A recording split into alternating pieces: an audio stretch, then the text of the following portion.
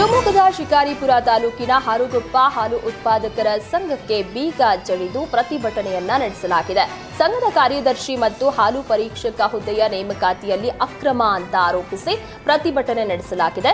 2024 ಆಗಸ್ಟ್ನಲ್ಲಿ ಹಾಲು ಉತ್ಪಾದಕರ ಸಂಘದ ಹಂಗಾಮಿ ಹುದ್ದೆ ಕಾರ್ಯದರ್ಶಿ ಮತ್ತು ಹಾಲು ಪರೀಕ್ಷಕ ಸಹಾಯಕ ಹುದ್ದೆಗೆ ಅರ್ಜಿಯನ್ನ ಆಹ್ವಾನಿಸಲಾಗಿತ್ತು. ಈ ಹುದ್ದೆಗೆ ಅರ್ಜಿ ಸಲ್ಲಿಸಿದ 84 ಅಭ್ಯರ್ಥಿಗಳ ಪೈಕಿ ಶಿಮೂಲ್ನಿಂದ ತಲಾ 4ರನ್ನ ಆಯ್ಕೆ ಮಾಡಿದ್ರು. ಅರ್ಹತಾ ಪರೀಕ್ಷೆಯಲ್ಲಿ 60% 80% ಅಂಕ ಪಡೆದವರನ್ನ ತಿರಸ್ಕರಿಸಿದೆ. 40% ಅಂಕ ಪಡೆದ ಸಂಘದ ಕಾರ್ಯದರ್ಶಿಗಳ ಕಡೆಯವರನ್ನೇ ಈ ಎರಡೂ ಹುದ್ದೆಗೆ ನೇಮಿಸಲಾಗಿದೆ. ಇದನ್ನ ಪುನರ್ ಪರಿಶೀಲಿಸಿ ಅಂತ ಒತ್ತಾಯಿಸಿ ಗ್ರಾಮಸ್ಥರಿಂದ ಪ್ರತಿಭಟನೆ ನಡೆಸಲಾಗಿದೆ. ರಾಜ್ಯದಲ್ಲಿ ಫೆಬ್ರವರಿ ಆರಂಭದಲ್ಲೇ ಬಿಸಿಲಿನ ತಾಪಕ್ಕೆ ಜನರು ಬಳಲಿ ಬೆಂಡಾಗಿದ್ದಾರೆ. ನಿನ್ನೆ ಬೆಂಗಳೂರಲ್ಲಿ 33.3 ಡಿಗ್ರಿ ಸಾರ್ವಕಾಲಿಕ ದಾಖಲೆ ಉಷ್ಣಾಂಶ ದಾಖಲಾಗಿದೆ. ಸಾಮಾನ್ಯವಾಗಿ ಫೆಬ್ರವರಿ ಅಂತ್ಯದಲ್ಲಿ 29ರಿಂದ 30 ಡಿಗ್ರಿಗೆ ಏರಿಕೆ ಆಗ್ತಾ ಇದ್ದ ಗರಿಷ್ಠ ಉಷ್ಣಾಂಶ ಈ ಬಾರಿ ಫೆಬ್ರವರಿ ಮಧ್ಯದಲ್ಲೇ ದಾಖಲೆ ಉಷ್ಣಾಂಶ ದಾಖಲಾಗಿದೆ. ವಾಡಿಕೆಗಿಂತ 3 ಡಿಗ್ರಿಗೂ ಹೆಚ್ಚು ಗರಿಷ್ಠ ಉಷ್ಣಾಂಶ ದಾಖಲಾಗಿದ್ದು, ಬೇಸಿಗೆ ಆರಂಭದಲ್ಲೇ ಹೀಗಾದ್ರೆ ಮುಂದೆ ಹೇಗೆ ಅನ್ನೋ ಆತಂಕದಲ್ಲಿದ್ದಾರೆ ಜನ.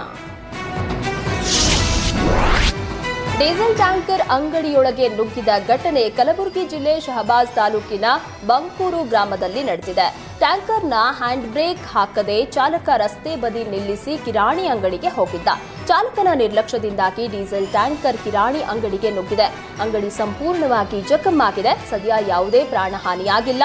ಶಹಬಾದ್ ಪೊಲೀಸ್ ಠಾಣೆಯಲ್ಲಿ ಪ್ರಕರಣ ದಾಖಲಾಗಿದೆ. ಕರಾವಳಿ ಕಾವಲು ಪಡೆಯ ವಾಹನಗಳಿಗೆ ನೀಡಲಾಗ್ತಾ ಇದ್ದ ಇಂಧನ ಪ್ರಮಾಣಕ್ಕೆ ರಾಜ್ಯ ಸರ್ಕಾರ ಕತ್ತರಿ ಹಾಕಿದೆ. ಆರ್ಥಿಕ ಮಿತವ್ಯಯ ಸಾಧಿಸುವ ನಿಟ್ಟಿನಲ್ಲಿ ಈ ಹಿಂದೆ ಮಾಸಿಕವಾಗಿ ಕರಾವಳಿ ಕಾವಲು ಪಡೆಯ ಬೋಟ್ಗಳಿಗೆ 600 ಲೀಟರ್ ಪೂರೈಕೆ ಆಗ್ತಾ ಇದ್ದ ಇಂಧನ ಈಗ 300 ಲೀಟರ್ಗೆ ಇಳಿಕೆ ಮಾಡಲಾಗಿದೆ. ಬೋಟ್ ಸೇರಿದಂತೆ ವಿವಿಧ ವಾಹನಗಳ ಮೂಲಕ ಗಸ್ತು ತಿರುಗಿ ರಾಜ್ಯ ಕಡಲ ತೀರದ ಮೇಲೆ ಹದ್ದಿನ ಕಣ್ಣಿಡ್ತಾ ಇದ್ದಂತಹ ಕರಾವಳಿ ಕಾವಲು ಪಡೆಗೆ ಈಗ ಸಂಕಷ್ಟ ಎದುರಾಗಿದೆ. ಈ ಹಿಂದೆ ಸುಮಾರು 10 ಗಂಟೆಗಳ ಕಾಲ ಗಸ್ತು ತಿರುಗ್ತಾ ಇದ್ದ ಕೋಸ್ಟ್ ಗಾರ್ಡ್ ಇಂಧನ ಇಲಾಖೆ ಬೆನ್ನಲ್ಲೇ ಗಸ್ತಿನ ಅವಧಿಯನ್ನ ಇಳಿಕೆ ಮಾಡಲಾಗಿದೆ. ದಕ್ಷಿಣ ಕನ್ನಡ ಜಿಲ್ಲೆಯಲ್ಲಿ 1, ಉಡುಪಿಯಲ್ಲಿ 3 ಹಾಗೂ ಕಾರವಾರದಲ್ಲಿ 5 ಕೋಸ್ಟ್ ಗಾರ್ಡ್ ಠಾಣೆಗಳಿವೆ. 9 ಬೋಟ್ಗಳು ಗಸ್ತುಗೆ ಬಳಸಲಾಗ್ತಾ ಇತ್ತು. ಬೇಕಾದಷ್ಟು ಸಿಬ್ಬಂದಿ ಇದ್ದರೂ ಕೊಡಲು ಕೆಲಸವಿಲ್ಲದೆ ಎಲ್ಲವೂ ವ್ಯರ್ಥ ಆಗಿದೆ. ತುಮಕೂರು ಜಿಲ್ಲೆಯ ಪಾವಗಡ ಗ್ರಾಮಾಂತರ ಪೊಲೀಸರಿಗೆ ಕಾರ್ಯಾಚರಣೆಯನ್ನ ನಡೆಸಿ ದೇವಾಲಯಗಳು ಹಾಗೂ ಮನೆಯೊಂದರಲ್ಲಿ ಕಳ್ಳತನ ಮಾಡಿದ್ದ ಆರೋಪಿಗಳನ್ನು ಅರೆಸ್ಟ್ ಮಾಡಿದ್ದಾರೆ. ಆಂಧ್ರಪ್ರದೇಶದ ಬದಲಾಪುರ ಗ್ರಾಮದ ನರಸಿಂಹ ಹಾಗೂ ಪಾವಗಡ ತಾಲೂಕಿನ ಕ್ಯಾತನಕೆರೆಯ ಗ್ರಾಮದ ತಿಪ್ಪೇಸ್ವಾಮಿ ಬಂಧಿತ ಆರೋಪಿಗಳಾಗಿದ್ದಾರೆ. ಬಂಧಿತರಿಂದ 2 ಕೆಜಿ 630 ಗ್ರಾಂ ಬೆಳ್ಳಿ ಹಾಗೂ 20 ಗ್ರಾಂ ಚಿನ್ನ ವಶಕ್ಕೆ ಪಡೆಯಲಾಗಿದೆ. ಪಾವಗಡ ತಾಲೂಕಿನ ಉಪ್ಪಾರಹಳ್ಳಿ ಕಾಳಿಕಾ ದೇವಾಲಯ, ಸೇವಲಾಲ್ಪುರ ಗ್ರಾಮದ ಕರಿಯಮ್ಮನ ದೇವಾಲಯ, ಆಂಜನೇಯ ಸ್ವಾಮಿ ದೇವಾಲಯ ಹಾಗೂ ಕ್ಯಾತಗಾನಚರ್ಲು ಗ್ರಾಮದ ಮನೆ ಸೇರಿದಂತೆ ಹಲವು ಕಡೆ ಆರೋಪಿಗಳು ಕಳ್ಳತನವನ್ನ ಮಾಡಿದ್ರು. ಪಾವಗಡ ಗ್ರಾಮಾಂತರ ಸಿಪಿಐ ಗಿರೀಶ್ ನೇತೃತ್ವದಲ್ಲಿ ಕಾರ್ಯಾಚರಣೆಯನ್ನ ನಡೆಸಿ ಕದೀಮರನ್ನ ಬಂಧಿಸಲಾಗಿದೆ.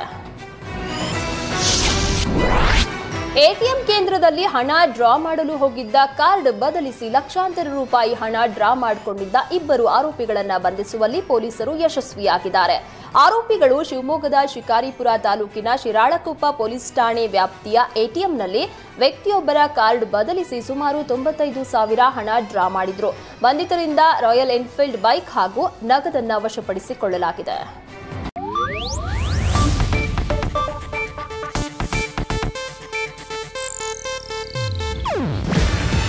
ಇದು ಏಷ್ಯಾನೆಟ್ ನ್ಯೂಸ್ ನೆಟ್ವರ್ಕ್ ಪ್ರಸ್ತುತಿ. ನೀವು ನೋಡ್ತಿದ್ದೀರಾ ಏಷ್ಯಾನೆಟ್ ಸುವರ್ಣ ನ್ಯೂಸ್.